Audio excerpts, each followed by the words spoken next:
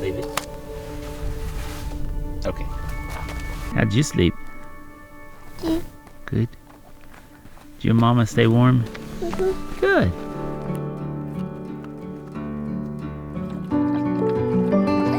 Ah.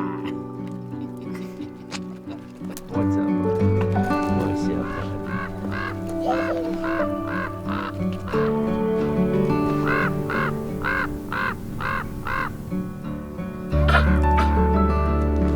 Good morning.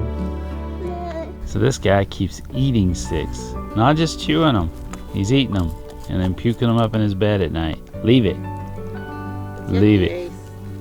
There you go. Yeah, chew on that. Get it.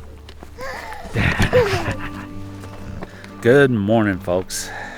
I think this is only the second night out of 2 weeks on the road that it didn't get below freezing. So much for flying south for warmer weather, though to be fair, it would have been single digits elsewhere. So we'll take it. Desert allergies are also in full swing for a little bit here, so we're having to stay on top of the allergy meds. It's been rough for all of us, but she's getting the worst of it. Anyhow, I think this has been an excellent little chunk of exploration of this area. And so we're gonna pull up stakes, roll up canvas, burn some dinosaurs, and head west. Let's go.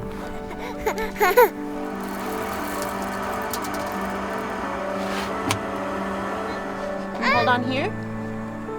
Go round and round. Yeah. Go. Be strong. Go, go, go. Go, go, go, go. Round and round and round and round. Woo, woo. Good job, Abby. Thank you.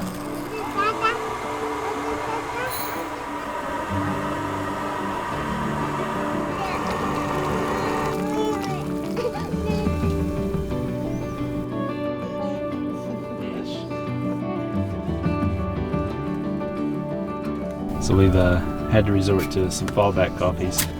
Yep. Some developments in the coffee world, though. Sarah has gone caffeine free. I have. Yeah, how's that going? It's going really well, actually. I had it caffeine back in September at one point during our trip. Big mistake. So, Yeah. if I'm tired, I'm just going to be tired. Just means you can go to sleep easy, right? That's right. Anytime. A little less anxiety. It does mean double duty on the coffee making, though. Yeah, that is the only downside. Yeah. Is just having to do 2 separate servings now.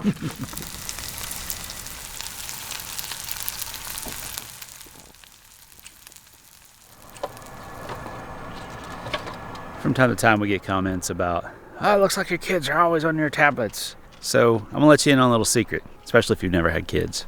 Sometimes, especially when you're trying to film something and have any kind of decent background noise other than whining and crying, the hack has been to get the iPad out. These girls play hard. They get out here and they do enjoy the outdoors. And funny enough, when we're enjoying the outdoors as a family, usually I turn the camera off because those are my moments and our moments. So sometimes it might appear like, oh, they're just sitting on their tablets all the time. These kids live outside, guys. Just to let you know. Not to mention the fact that Caroline's doing a lot of schoolwork on the electronics nowadays. So perceptions, you know, just a few seconds here and there, it's amazing what people will assume about your lives. This is just snapshots. This isn't the full story of who we are and what we do. It's just little pieces that we let you see from time to time.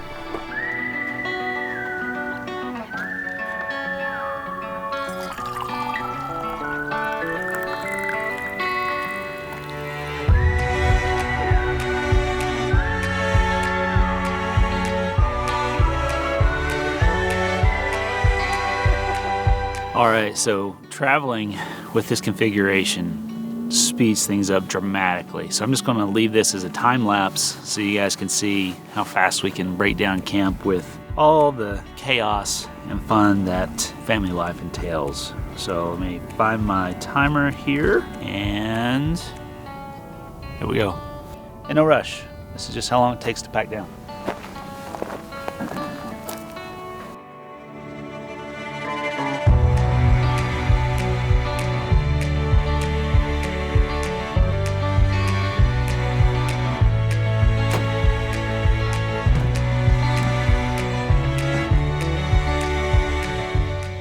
All right, so there's a 30-minute record limit on this camera, and that's where I stopped it at. So you might have even seen me walking this way.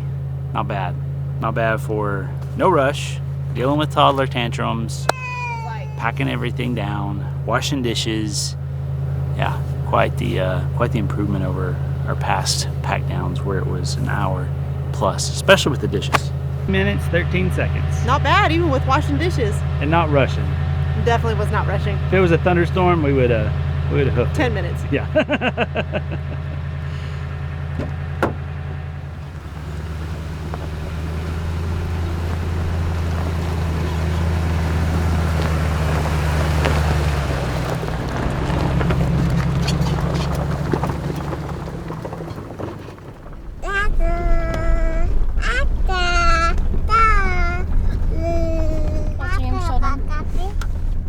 Surprise, surprise. It's such a good show. I don't know why I keep rewatching it. So it's about a, 15% reduction in maneuverability over the 4Runner, I think. Wouldn't you say? Yeah. Just because it's 3 feet longer in the wheelbase. So that just changes just how nimble it can actually be. Trade off loads and loads of room. Loads and loads of room for your gear. I think it's, at this stage in my life, it's worth it. It's worth the trade-off. But I'll still be going on some solo father-daughter missions in the smaller rigs, just to, get a taste of that really off the beaten track kind of feel.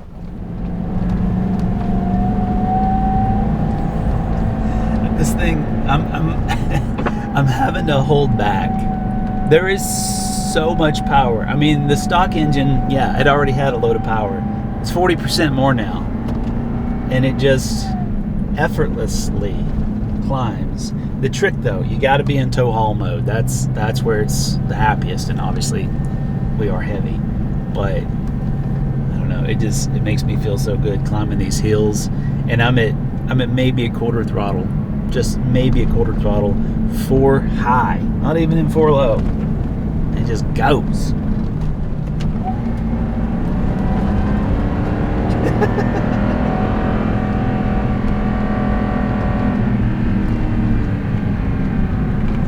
I don't drive like this all the time. I'm just showing you.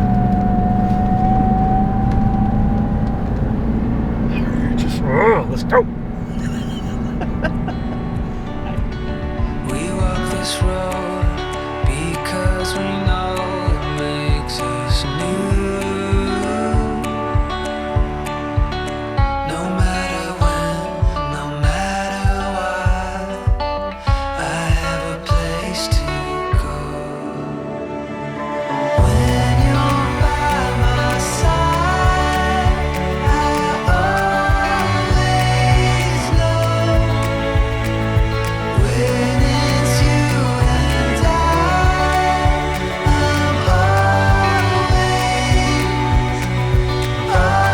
always on.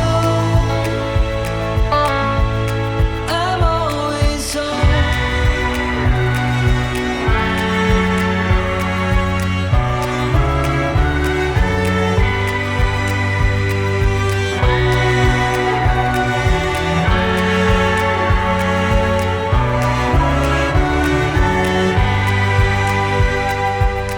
No matter when, no matter what, I have a place to go. All right, Mama Bear, what's your thoughts on driving the Grizz through all this? I mean, it makes it, and it makes it easy. Yeah? Yeah. I like it. It's bouncier though. Yeah. That's something that's still taking some time to get used to. Quite as smooth as Soul Silver, is it? No, it's just taking some adjustment. Yeah. Yeah. Well, when we get back, I've been keeping a list, and I encourage everybody to do this when you're out on a trip.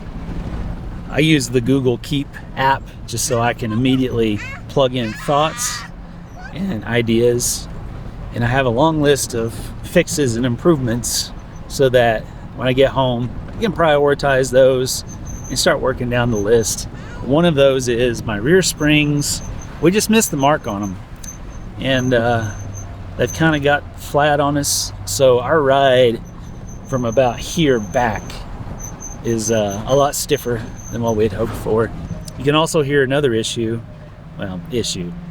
The brakes are performance brakes, and so they do squeak more than factory brakes because they're just designed to perform and not worry so much about the sound.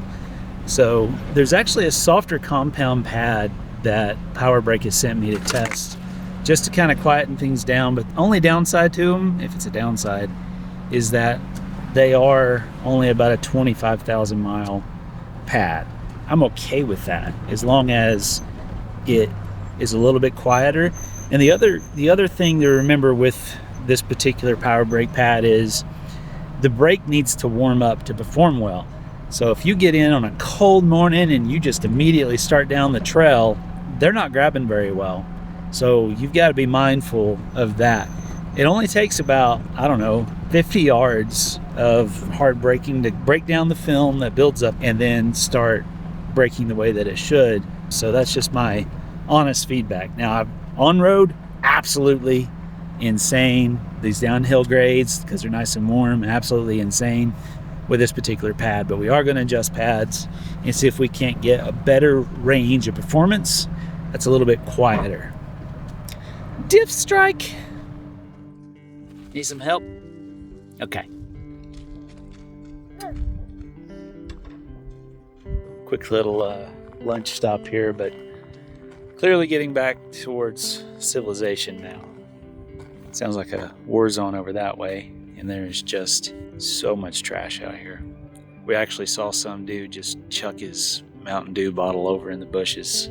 It's unfortunate. It's like I say, you'll always have those who don't care, and we're just doing our best to educate those who don't know. But it's very simple. Just take your trash back with you. That's all you got to do. Still, beautiful. Just beautiful.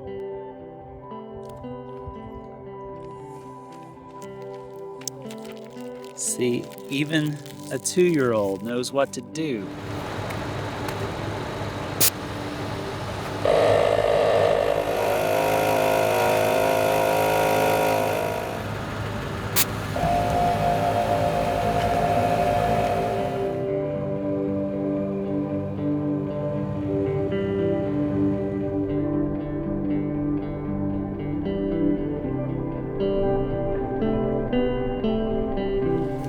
You got it.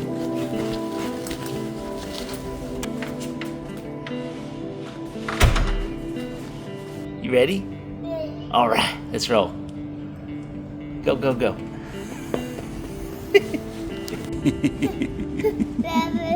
Yeah, you want to see yourself? Good morning, folks. Nice, refreshing showers, another round of laundry. Got some water going in the trailer right now, propane, and then some of that delicious 91 octane for the Grizz here. And we're off on another leg of adventure. And if you're wondering where we're at, you might recognize this workshop. Yep, this is the infamous Kessler House. These folks have been fans since day one, and we actually launched our full-time YouTube careers living out of this house for several weeks while we built out our 4Runner and got our turtleback ready. So always got to stop in when we get the chance. They're great people, y'all. So thank you, Maggie and Keith, for everything that you've done for us.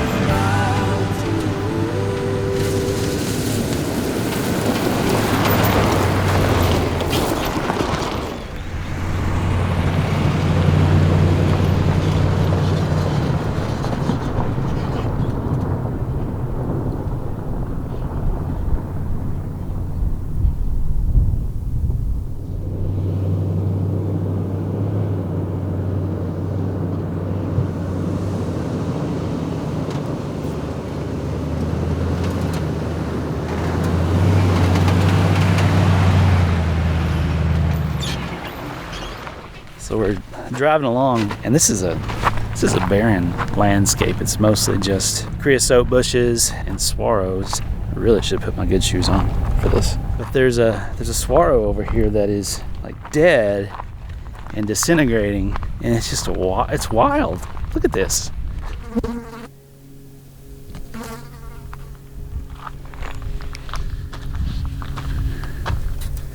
Crazy. It's like these cords.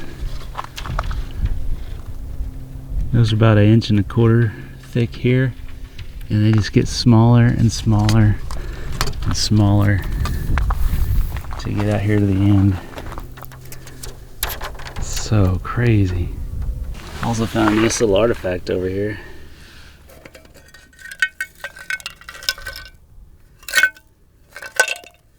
Some point in time, some cowboy cut open his dinner right here. All right, now it's time for saguaro facts with Sarah. It's saguaro. You're saying it right. Saguaro. I'm saying it right? Well, that time you didn't. Saguaro? Saguaro? No. Saguaro. Saguaro. I've heard it both ways. Saguaro. Saguaro. Did you know it's illegal to dig up saguaros, but it's not illegal to sell them? What? Interesting. The saguaro will only grow 1 to 1.5 inches during its first 8 years of life.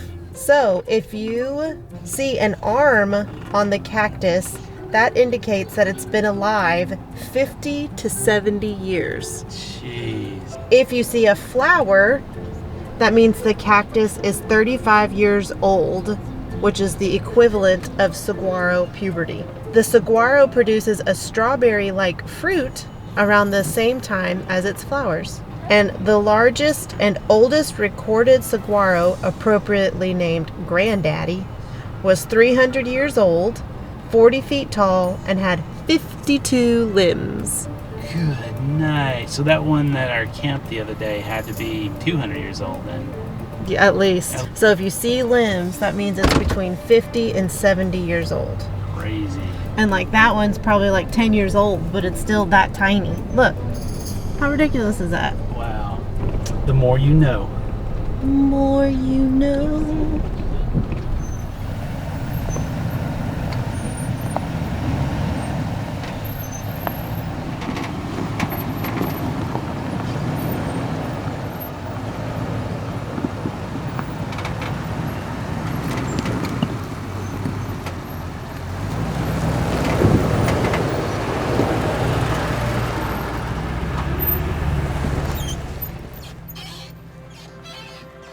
We'll leave it all behind.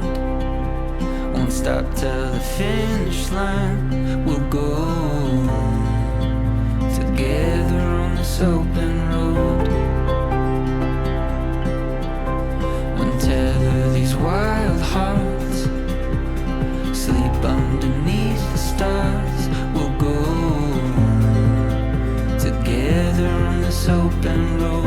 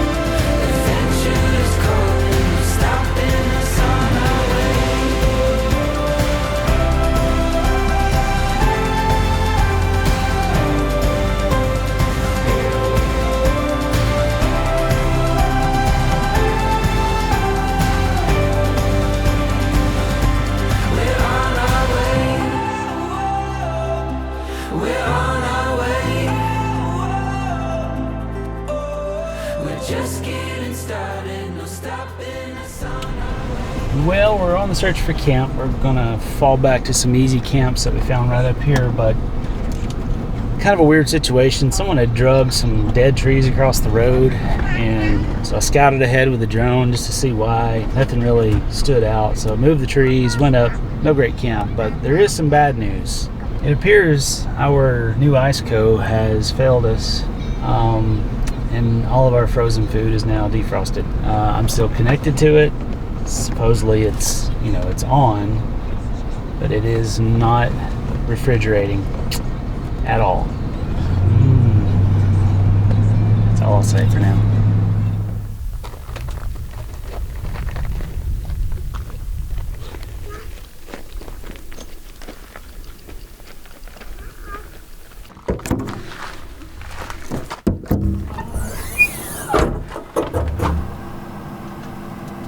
All right, it's running.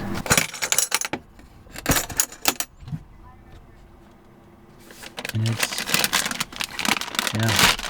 it's all thawed out. Well, lost some more food. First time was our fault. This time it's just not cooling. Probably try unplugging it, plugging it back in, see if maybe it resets, but it's really unfortunate.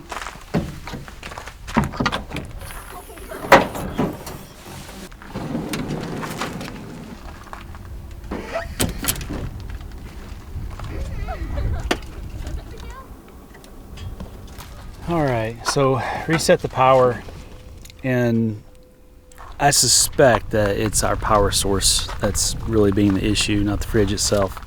The 12 volt socket is continuing to be an issue, and my suspicion is that it just wasn't a good enough connection with all the vibrations and stuff from the trail today, and so the fridge was probably just confused, like stop start is my thought anyhow. A suggestion to IceCo would be on the app, if you could have it notify you when it dips below a certain temperature, just an alarm.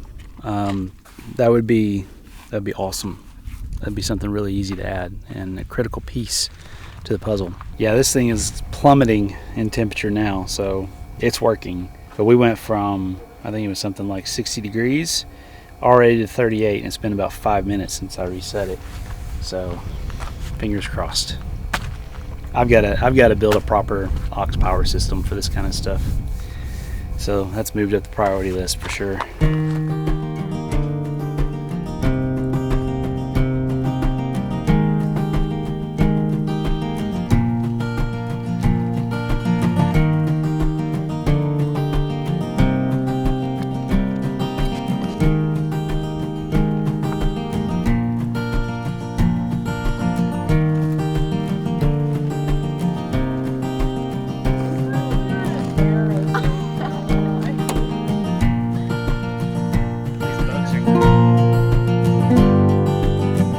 So, what delectable deliciousness are you whipping up for us tonight?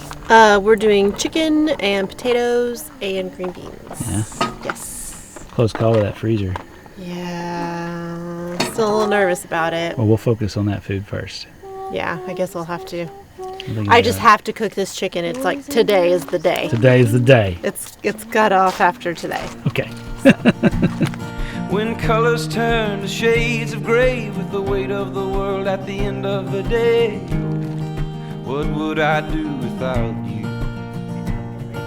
A decade goes by without a warning, and there's still a kindness in your eyes.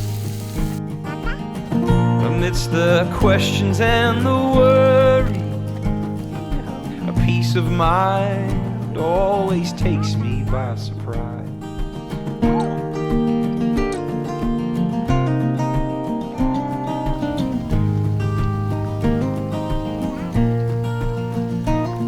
I feel like I'm walking with eyes as blind as a man without a lantern in a coal mine. What would I do without you? My imagination gets the best of me, and I'm trying to hide, lost at sea. What would I do without you? the difference between what I've said and done. And you're still standing by my side. A guilty soul and a worried mind. I will never make it if I'm on my own.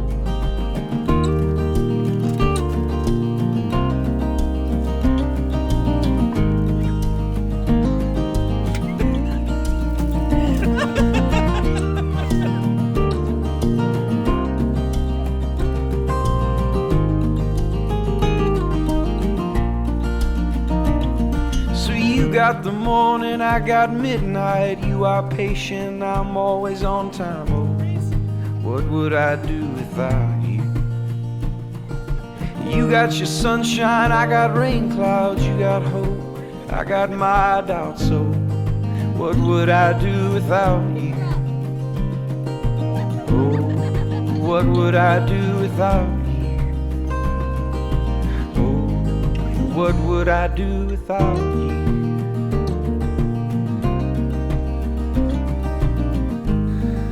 All climbed into bed now. Balmy night. We're short sleeves. Got all the doors. We just got the screens up. What a change. Listen to the coyotes.